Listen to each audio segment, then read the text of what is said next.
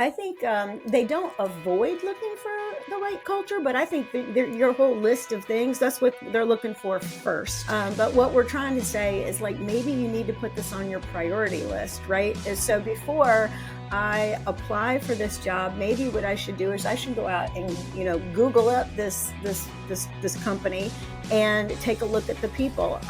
Where right now we're recording live to LinkedIn. Go and look at who the people are on LinkedIn.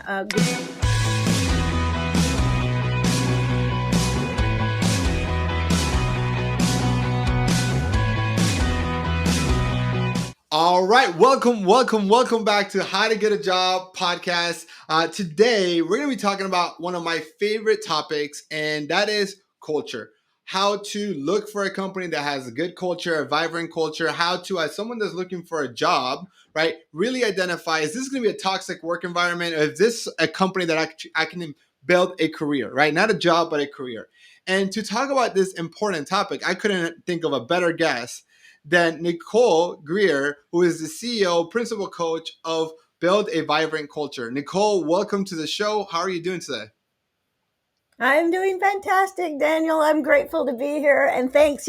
You're already doing something that we do in a vibrant culture, which is you are leading me through a learning curve, which is one of the things that you can identify if you are joining a company that has a vibrant culture, is if the leader will teach you something and not be irritated and be patient as you go through the learning curve. So you're already there. I love it. I love it. So, selfishly, I'm going to use this time to talk to you about kind of what we're trying to do at Omni as a culture, because I also I want to try, I'm trying to build a company with a great culture, right? And I actually want to start with this story, and this is a real life story. I actually posted it on my LinkedIn today.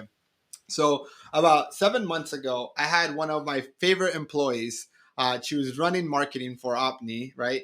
And she goes, "Hey Daniel, as you know, I always wanted to go into the fashion and beauty industry, and we've always I always knew that. So I always knew that there was a chance that I was going to lose her. Like in my heart, I was like, if I just build a good enough company, a good enough culture, that she would stay, right? And she found a job running marketing or the social media of a beauty brand, and it was her dream company. It was a brand she likes, that she uses, right?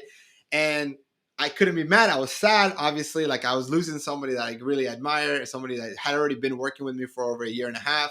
And when, like, for us, like, we've only had employees for 3 years, so like somebody who's been here for a year and a half is a long time for me, right? And long story short, she leaves. So anyways, we I t- and so I keep checking up on her. And it's funny because I knew that she also loves photography. And so I was having a company retreat, and I wanted to bring a photographer to capture the company retreat. And so I reached out to her and I said, "Hey," and I won't mention her name. She's listening. She obviously knows that I'm talking about her. But and I said, "Hey, how are you? How are you enjoying your job? Like, I've been following the brand. You've been doing an amazing job. Like, because I followed the brand that she started working, just to keep a tabs on her, and she was doing great, right? And she's like, honestly, I miss working with the company. I miss working with the team. I'm kind of miserable here. Don't have the best relationship with my boss, and then I knew there was an opening coming. So I just kind of, like, long story short, she literally, after I had that opening, the next day she started. I never posted a job on LinkedIn. I never posted a job on Monster. Indeed, there was no interview, right? It's literally go do your health exams, right? Like, go do, like, your onboarding, like, like the traditional. And now she's been with us for a month, like, for actually, she started last week. We've been having this conversation for a month because the spot wasn't completely open. I just opened it kind of for her. And it goes to show, like, we were not the industry she wanted, but then she realized how important culture was. And the whole time, like, I can't believe I took the culture for granted. But I wanted to get your thoughts. Like, how common is that people leave a job? Like, how common is it that people are, like, take culture for granted? I would say you take it for granted if you have it, and you don't take it for granted if you don't have it. So I think it's a very individualized experience. So, for example, this young lady, she loves working with Daniel. She loves working with you, but she had a little dream in her heart. And we can't, and what I love is that you kind of knew, dreams in people's hearts are very important, but you never gave up on the relationship. So that's very, very important for everybody to hear is that, he knew at some point she was going to leave, but he kept checking up on her. And it was all about relationship, right? And then don't miss what he said in his story. I wrote down some notes while you were talking. You said, I knew that she loved photography. So I pulled her back into my culture with something that she loves. Now, don't miss that the word, like I loved working with her. She loved working with you. There's a lot of love in this story. And then she began to miss the love. And so when you don't feel the love, you don't miss it. You need to get out of there. And when there's no love, it's equal sign toxic culture. So I would say I couldn't put a number on it. I couldn't put some kind of data point on it without doing research. But I will say you realize when you don't have it quicker than you realize you're lucky and blessed to have it. It's super interesting because I think there's a couple of things that went right, and the reason I share this story is actually not to be like, oh, we're so cool, we're awesome. Like, it's actually more about the fact that she left in good terms, right? Like, if she never left in good terms, if she was just like, hey, Daniel, I quit, no 2 weeks notice, like, if there wasn't this open conversation of like understanding what her long term and short term goals are and balancing that, like, she could have left in really bad terms, and then this would have never happened. And so like I'm actually giving credit to her more than I'm giving credit to myself because she was honest about what her goals were, and we were honest that we couldn't fulfill that. And because we don't have a beauty brand, like, and I'm not planning to start a makeup company. Like I probably not good for me to do, right? So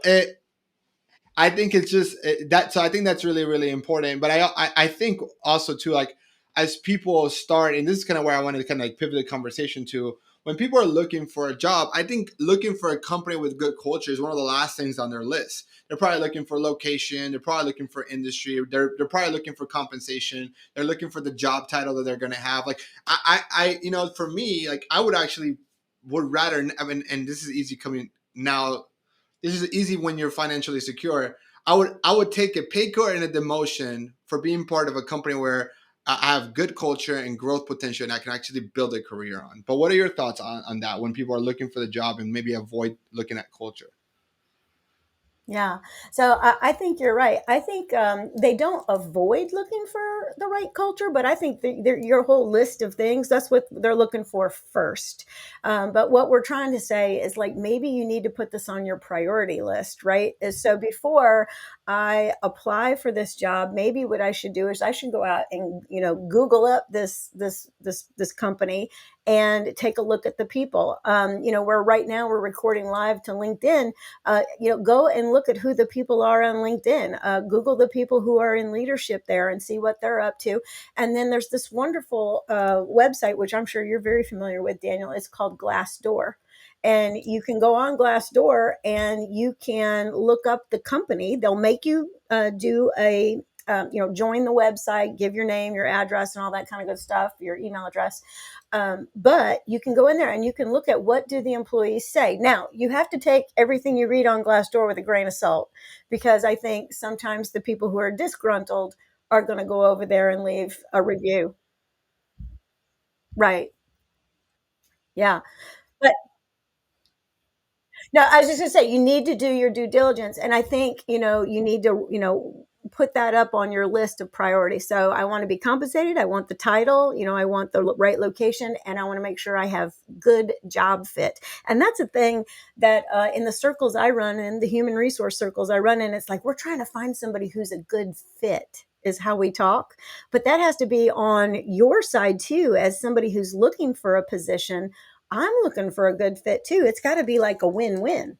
So it's super interesting. Like I'm really fascinated with this topic lately, which is why I'm super excited about our conversation. Is because both there's things that a job seeker can do to identify if they're a good fit for the company, but there's also things that the company should do to identify if they're a good fit. Like I don't know if you've heard of this book. It's called The Ideal Team Player. I'm reading it right now, right? And and it's talking about how, like, in the beginning, I'm like 50 pages in, how team being a team player is one of the core values of this particular construction company that they're saying in the book.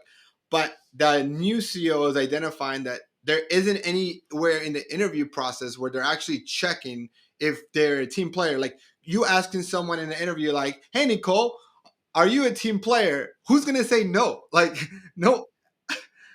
Of course I am. So I guess my question to you is one, and there's a two-part question. We can kind of, one, what can a job seeker do to identify if they're a good cultural fit for the company? Because every company has a culture, whether it's a good one, a bad one, or an average one. And what might be a good cultural fit for me might be a terrible cultural fit for you, Nicole, right? So, like, because we're all so different. So what can an employer do to identify if the company that they're interviewing with is a good cultural fit? And then second, well, what can a company do to test if those employees are a good cultural fit? Yeah. Okay. So if I was looking for a position and I wanted to have a good cultural fit, I think a lot of times this has to do with what my personal core values are, and also has to do with kind of my personality. So a good cultural fit for Nicole Greer would be if there was a lot of communication, there was fun being had at work, right? If there was a sense of fun, also, if there was friendliness, and if the company was successful, because I want to win, I want to be on a winning team. So those would be the things that I'm looking for. So if that's what Nicole Greer is looking for, the first thing I would do is I would go to the company's website and I would look around and see what it looks like.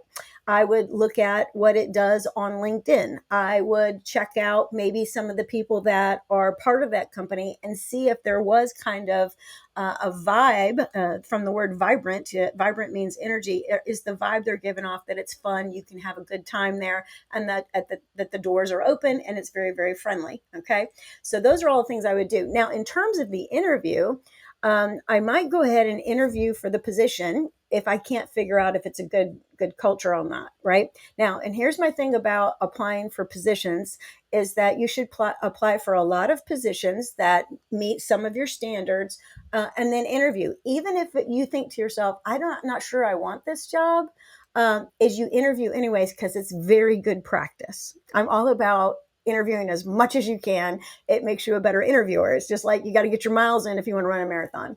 Now, at the end of the interview, if I was the job seeker, I would ask the person who is interviewing me, why do you work at XYZ company? Can you tell me about the culture?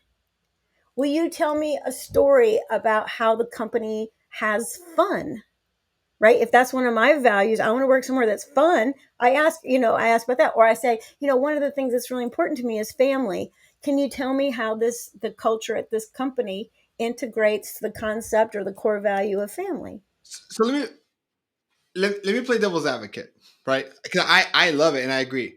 But hey, Nicole, that's easy for you to say. You have such a great resume. You have so much experience. I don't have a lot of work experience. I'm just kind of going into the workforce right now. Maybe I have 3 to 4 years of experience. Maybe I have zero. And I'm just extremely intimidated and feel like I have zero leverage. And if I feel like if I ask those questions in the interview, that's going to be negative upon me because you're like, this person's super needy. What are your thoughts on that? Oh, here. Okay, so here is the thing. In my company, Build a Vibrant Culture, we do several things. We do coaching, we do training, we do consulting, and we do recruiting. So right now, I am interviewing for two quality assurance people, something called an encapsulator operator, and in the past, there's been social media people and the director of marketing, etc. So it doesn't matter what the job is. It could be the encapsulator operator in a manufacturing firm or the marketing director. Nicole Greer, as the recruiter, is absolutely blown away and delighted. Don't miss that, everybody. I light up. I get vibrant when a candidate, when I say at the end of the interview, I say, "What questions do you have for me?" And if they have like 2, 3 well thought out questions, I am like, "This is a good one. This is the employee I want." Now, if they go, "No, I don't have any questions," That's so bad. and they're so nervous, I'm like, "Oh, aren't you curious? I need a curious person on my team." I would 100% agree with you. I actually like think that you should be interviewing the company as much as they're interviewing you, because look, there's no such thing as a long-term relationship if it's not mutually beneficial, right? So like if it, and so you need to have enough data, enough information to see if this is a company that you want to be there for at least 2 years. And if you have those questions that you've, like said, Nicole, you say you value fun, you value family, and you can't find that information online, or maybe you did find it online, but sometimes it's like don't know if they actually lived those core values, and you're trying to see if it's really lived in all departments, in all areas, and all of the company, then it's really important that you're asking those questions too. And to me, actually, you're right. Like if a candidate I'm interviewing says I don't have any questions because they want to act like they're prepared and they did their homework, it's like the opposite effect. You're not prepared, because what you find online is a very small portion of what we don't put online, and everybody has their own personal experiences. So I am with you, and I actually think that the more confident you are about asking questions in the end, the better it actually looks, and the more that you actually care, and the more that you actually prepared. So absolutely agree with you. Can I tell you just a real quick example? Yeah. So one of the questions I ask in an interview, because one of the things I want in a vibrant employee is a lifelong learner. So first of all, you made my heart get warm when you're like, "This is the book I'm reading." Because one of the questions I ask when I interview is, "What book are you reading?" And it can be anything. It could be sci-fi, it could be some trilogy, it could be a biography, it could be a business book. It doesn't really matter to me. I just love the fact that you're actually reading something. And so I asked this one young man, I said, "What book are you reading?" And so he was telling me about this book. And I'm like, "That's fantastic. Hold on. Well, who's the author?" And so, like, in the middle of the interview, we're exchanging information. And then I loved this. He said, "What book are you reading?"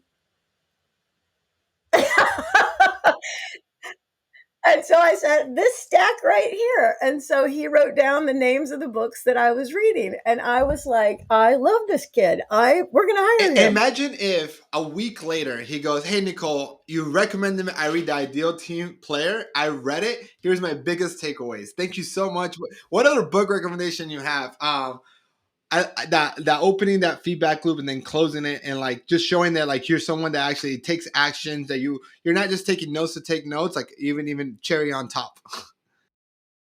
Yeah, oh yeah. I mean, I just thought this kid is sharp. That's the first thing I thought. He's so sharp. Yeah.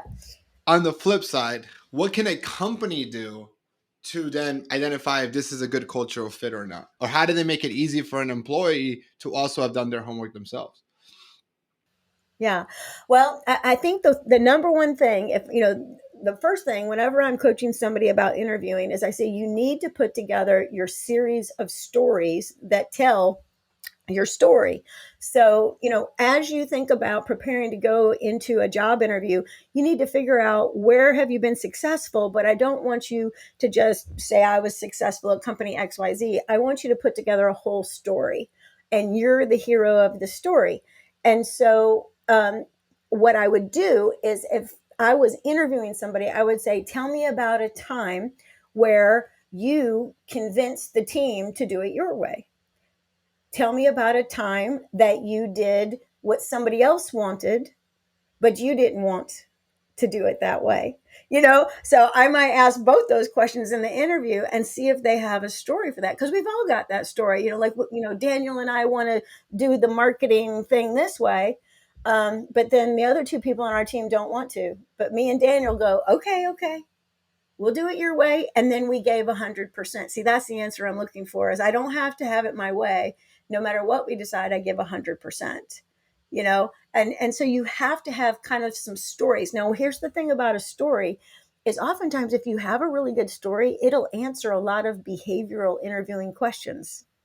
You just have to get very close to your stories. And I like for people to actually write them out. When I'm coaching them, I'm like, write it out, write the story out, and then I'll help them tweak it and ask them No, questions. love it, love it. So one of the things I was telling you, that I had a team retreat recently, and one of the things that I had them do is set the standards. So I was like, I set the vision. So one of the things I did in the retreat is like I set the vision of the company, and I said, "Oh, look, Opni was going to be one of the world's largest talent company, and is going to open a world of opportunity for billions." And then I kind of walked them through how I envision us getting there, with like four pillars of of doing it, and one of them is elevating career coaching, right? But and what we then do is I separate them into the groups, people that like different departments. So we had people in marketing with coaches, uh, and we just mixed them up. And then we said, what do companies that fail have in common? And so they wrote it down. And then what do companies that succeed had in common? And then the last question was, what standards do employees that work at the world's top company, talent company, need to have to be able to reach that goal? So then they created like, it was like a list of like 25, and what they created like a list of 25, and then I said narrow that down to the top 10 and organize it. And so hold on, I'm gonna actually get it and I'm gonna read it to you. I would love to hear it. I actually framed them. So I took them out and I framed them. So people can't see this, but so we have the standards and then we have our core values. Um, and the reason why I'm sharing all this, because if somebody wants to work for our company, I want them to read our standards and our core values. And if you cannot align to those standards, if you do not think you can meet those standards, or if you cannot like read the core values and be like, I can live that, I can live that, then I don't want you applying, I don't want you interviewing, I don't want you in the company, right? Like it's that simple. It's self-filtering. So the first, so there's 10 standards. The first one is every team member acts as an owner. And mind you, Nicole, they wrote all of these. Like 99% of this, the wording, how everything is their wording. And I said, my job as the founder, CEO, essentially, is to hold them accountable to this. Like, I will hold you to those standards and hold myself to those standards. Like, you guys have to hold me too. Number two, every decision that we take is a win win win, essentially meaning win for the client, win for our customers, win for the company.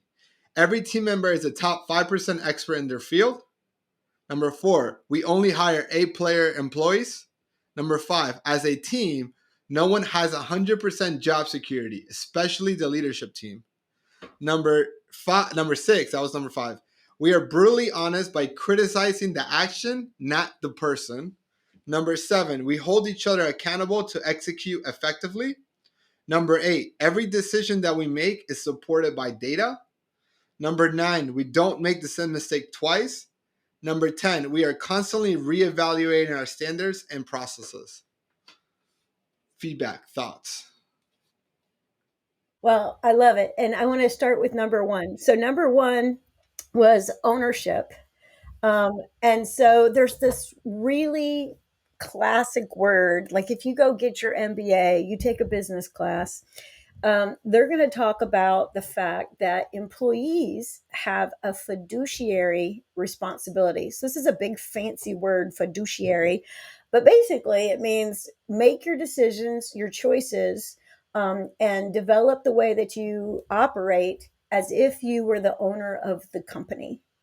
And that concept's been around a very, very, very, very long time. So, first thing I think is like, some things are, forever. There are some absolute truths in this life. If I operate my job as if, I own that job, and you do. I mean, like, you got a title. And like, think of the word job title, Daniel. Like, if I give you a title, that means you own it. Like, if I give you the title to my car, Ah. you see what I'm saying? So, when people get a job title, it's like, I'm giving you this title, you own it, you have a fiduciary responsibility. So I think that's wonderful. And then, this whole thing where you're talking about accountability, I'd love to talk about accountability, because everywhere I go, when I'm hired, they're like, we need to work on accountability. And so you've set some standards, which put that in place, but there is an actual formula for that. But the thing about accountability, is the fact that if you had your employees, which you did, declare what their standards are, it's very easy to hold them accountable. Because let's say somebody makes a decision and you're like, that is a knucklehead decision. Why did you do that? That was a waste of money, waste of time, waste of energy. You made the customer mad, whatever happened. You pull them in your office and you say, you remember the day we were on retreat and we came up with this list of standards? And the first one said, make decisions as if you're the owner. And we all voted, and you voted yay. What happened? And here's what you do when you're confronting somebody is you say, what's up? And then you shut up. So it's what's up, shut up. And then just see what this person says. And oftentimes that person is like, oh my God, I'm a knucklehead. I should have never done that. I lost my mind for a hot second or whatever. And then here's what you do. You just look at them and you go, all right, first of all, I just want to celebrate that you recognize what kind of decision that was.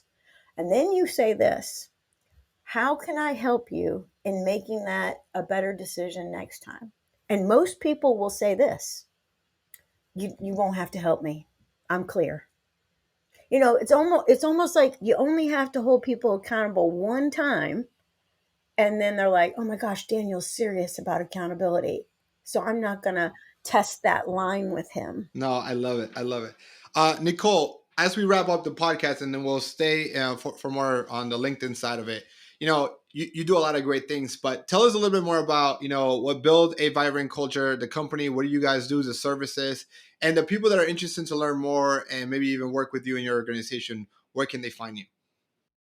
Yeah, it's really simple. So, we do all the things that help you build a vibrant culture. So, first of all, we can help you hire the right people and get that fit we've been talking about on the podcast. The other thing that we do is we can train those people. So, everything from learning about emotional intelligence to leadership development and everything in between, change management, negotiating, whatever you can think of, we've got a course that can help your people improve their skills and competencies. And here's what I know, companies that win have people with huge skill sets and competency sets. And then we also do consulting. Maybe you might want to do strategic planning or something like that. So we help you do all that. And the easy way to find me is at www.vibrantculture.com. And if you're listening to this, if you are know someone that's like really obsessed with finding a company with a good culture, share this episode. If you like this episode, please like, subscribe, give us, that's how we get people to know about the podcast. So Nicole, thank you so much for listening. Everyone here who are listening, thank you so much, and catch you guys on the next episode.